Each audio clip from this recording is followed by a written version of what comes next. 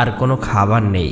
তিনি একটু পানি পান করলেন এবং আল্লাহর কাছে দোয়া করে বললেন, হে আল্লাহ, তোমার সন্তুষ্টির জন্যই আমি এই রোজা রাখছি। তুমি যদি আমাদেরকে অভাব দাও সেটাও তোমার রহমত। এই দোয়া শেষ হওয়ার সাথে সাথেই মসজিদে নববী থেকে ফরজের সুমধুর আজানের সুর ভেসে আসছে, যেন সমগ্র মদিনাকে ইবাদতের জন্য জাগিয়ে তুলছে। ফজরের নামাজ শেষ হয়েছে। মদিনার আকাশে তখন সূর্য উকি দিচ্ছে।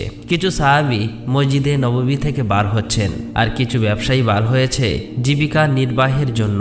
অতঃপর হযরত আলী রাদিয়াল্লাহু তাআলা আনহু কাজের সন্ধানে বার হলেন।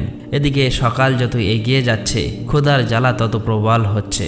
হযরত ফাতেমা রাদিয়াল্লাহু তাআলা আনহা নিজে তো পানি ছাড়া কিছুই খায়নি, তবুও ঘরের কোণে বসে আল্লাহর ইবাদত করছে।